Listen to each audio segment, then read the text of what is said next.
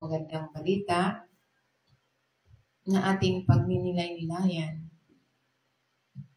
So kaya nga ito yung ating pagninilay-nilayan sa James chapter 4 verse 10, humble yourself before the Lord and He will lift you up. So ito yung pangako ng Diyos sa mapagpakumbaba at tapat na tao.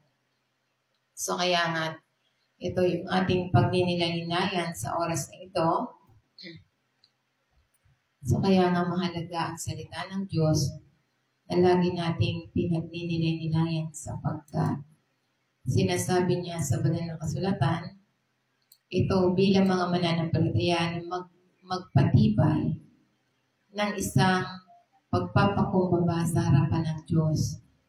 Na nangako ito na kapag tayo'y tunay na nagpapakumbaba at kinikilala ang ating pag-asa lamang sa Kanya, ang Diyos ay dadakilain at pararangalan niya tayo sa Kanyang perfectong panahon.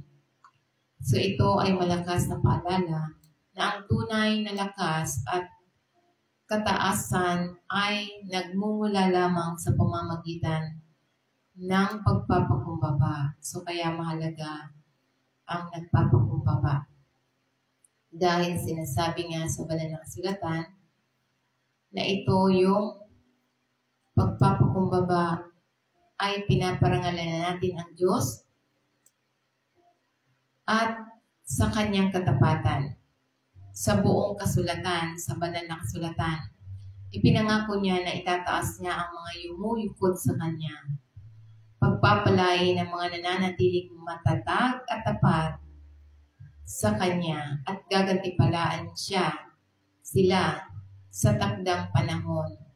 Ang tunay na kadakilaan sa karya ng Diyos ay matatagpuan hindi sa pamamagitan ng pagmamataas o kapangyarihan, kundi sa pamamagitan ng pagpapakumbaba at pagsunod at hindi natitinag na pagtitiwala lamang sa Diyos. So yun ang tunay na gagantimpalaan ng Diyos kapag tayo ay nagpapakumbaba, nananatili tayo hindi mapagmamataas. So kaya nga ito yung mga dapat nating tandaan upang tayo manatiling magpakumbaba. Kailangan ito yung una, sinasalungat ng Diyos ang nagmamalaki. Ngunit nagbibigay siya ng biyaya sa mga taong nagpapakumbaba. So yan yung una nating dapat tandaan. Na ang pagpapakumbaba ay nakukuha ng pabor ng Diyos. Nakakakuha siya ng pabor ng Diyos kapag ang tao ay nagpapakumbaba. Habang ang nagmamataas naman ay nagsasara ng mga pintuan sa presensya ng Diyos. So kaya nga kapag tayo laging nagmamataas, so nasasarahan ang mga pagpapala na dapat para sa atin. Dahil sa ikaw ay mapagmataas. So kaya ang kinikilala ng Diyos, ang mapagpakumbaba, ang kanilang pangangailangan sa Diyos at tinutugunan siya ng awa. So kaya nga ito yung dapat nating tandaan na dapat lagi tayo nagpapakumbaba sa harapan ng Diyos. Hindi yung sinasabi na nagpapakumbaba ako, sasabihin ko, mahirap lang ako. Yan yung sinasabi ng mga katuruan ng iba. So ang ibig sabihin, ang pagpapakumbaba, sa Diyos tayo magpapakumbaba. Hindi tayo mag-confess ng kahinaan natin sa mga tao. So kaya dapat tandaan natin na ito yung pagpapakumbaba ay nakakakuha tayo ng pabor ng presensya ng Diyos. Habang ang nagmamataas ay nagsasara naman ng pintuan sa Kanyang presensya. So kaya nga ito yung sinasabi pa sa James chapter 4 verse 6, but He gave more grace, wherefore He said, God resisteth the proud, but giveth grace unto the humble. So ibig sabihin, siya'y nagbibigay ng higit na biyaya Kaya't sinasabi niya ang Diyos ang sumasalansang sa mga palalo. Ngunit nagbibigay siya ng biyaya sa mga nagpapakumbaba. Sumaliwanag sa Biblia na nagbibigay siya ng biyaya sa mga taong nagpapakumbaba. Kaya't mahalaga na tayo nagpapakumbaba. So kaya nga ito yung sinasabi sa banal na kasulatan na dapat nating maunawaan na siya'y nagbibigay ng higit na biyaya sa mga taong nagpapakumbaba. Ang biyaya ng Diyos ay hindi limitado. Ito'y patuloy niyang itong ibinubuhos lalong-lalo na sa oras ng pangangailangan or pakikipagbaka ng kanyang tao. Kaya ang dapat lang natin gawin, tayo magpapakumbaba sa harapan ng Diyos na hindi natin kayang mag-isa nang wala siya. So dapat iyan yung dapat nating tandaan na hindi natin kayang nag-iisa. Dapat kailangan natin humingi ng tulong sa Diyos. Sa Diyos lamang tayo magpakumbaba. Na sinasabi na nagpapakumbaba tayo na hindi natin kaya na mag-isang harapin ang hamon sa buhay. Kailangan natin ang Diyos na nilalabanan ng Diyos ang mapagmataas. Ang pagmamataas ay lumilikha ng distansya sa Diyos dahil umaasa ito sa kanyang sarili kaysa Diyos. So yan yung sinasabi na sa Diyos lamang tayong umasa at huwag tayong umasa sa ating sarili. So kaya nga ito'y sinasabi sa banal na kasulatan na dapat ito yung sinasabi na ngunit siya'y nagbibigay ng biyaya sa mga taong nagpapakumbaba, mapagpakumbaba. Ang kababaang loob ay nagbubukas ng pinto sa pabor, lakas at tulong ng Diyos. So kaya nga ito'y sinasabi sa banal na kasulatan. So kaya sinasabi pa sa Psalm 138 verse 6, bagaman ang Panginoon ay dakila, siya ay nagmamalasakit sa mapagkumbaba, ngunit siya ay naglalayo sa mga palalo. So yan ang sinasabi sa banal na kasulatan. So kaya nga, ito yung nagpapahayag ng katangian ng Diyos, bagaman siya ay mataas at makapangyarihan, siya ay lumalapit sa mga mapagpakumbabang puso.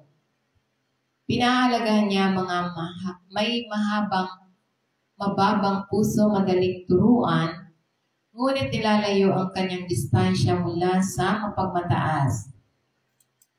So kaya nga, sabi ng Panginoon, yung madaling turuan sa salita ng Panginoon, yung madaling sumunod sa kanyang salita, yan yang lumalapit ang Diyos sa mga tao, sa mga madaling turuan ng kanyang salita, yung hindi na mamataas. So yan ang ibig sabihin na dapat tayo magpakumbaba. Huwag tayo magmamataas sa harapan ng Diyos.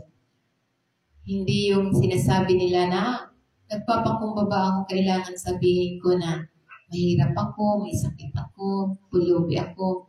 So yan yung katuruan ng iba. So ang ibig sabihin ng magpakumbaba tayo sa harapan ng Diyos, hindi natin kaya na nag-iisa at hindi tayo dapat umaasa sa ating sariling lakas. So yan ang ibig sabihin na dapat tayo magpakumbaba sa Kanya. Hindi sasabihin mo na mahirap ka, ganito lang talaga binigay ng Diyos. Sisisihin mo pa ang Diyos kung bakit ka naghihirap. So yan yung sinasabi na dapat alam natin. Ito isang makapangyarihang paalala ng pagpapakumbaba ay umaakit sa atensyon at pabor ng Diyos. So kaya nga sinasabi tulad na lamang sa halimbawa ni Moises.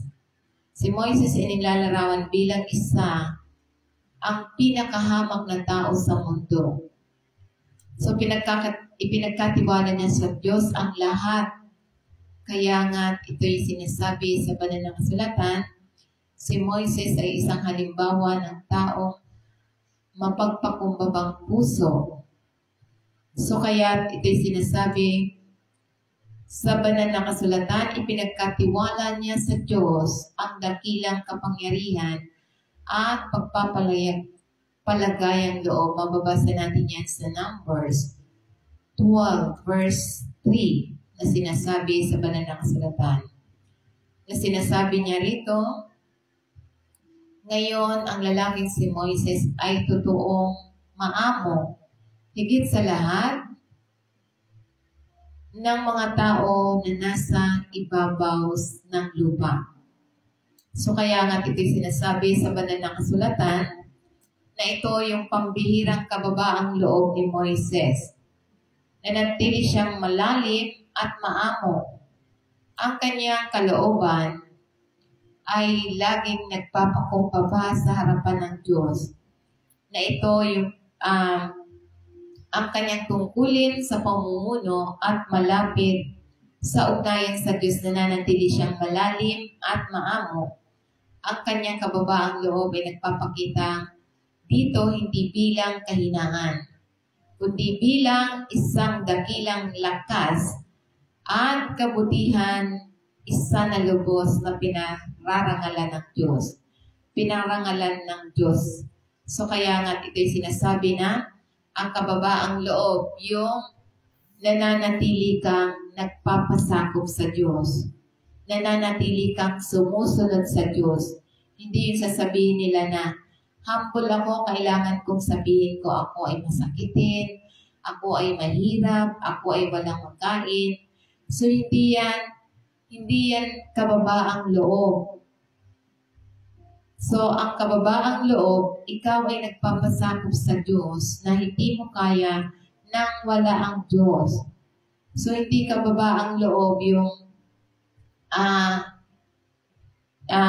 binababa mo yung sarili mo na mahirap ka, ganito lang ako, ganito ang binigay ng Diyos. So, parang sinisisi mo pa ang Diyos kung bakit ka naging mahirap. So, hindi yan kababaang loob. Kalapastangan yan sa Diyos. Dahil ang Diyos ay naging mahirap para yumaman ka, tapos sasabihin mo, ito, mahirap pa rin, may sakit pa din. So, hindi yan kababaang loob para sa Panginoon. Ang kababaang loob, yun yung nagpapasakop ka, nagiging malapit ka sa Diyos, na lahat ng aspeto ng iyong buhay, ina-acknowledge mo ang Diyos na hindi mo kayang mag-isa nang wala ang Diyos. So yan ang kababaang loob para sa Panginoon. So ano pa ang dapat nating tandaan? Promise to humble and faithful. So ito yung pangako ng kababaan at katapatan ng Diyos sa bawat isa sa atin. So pangalawa,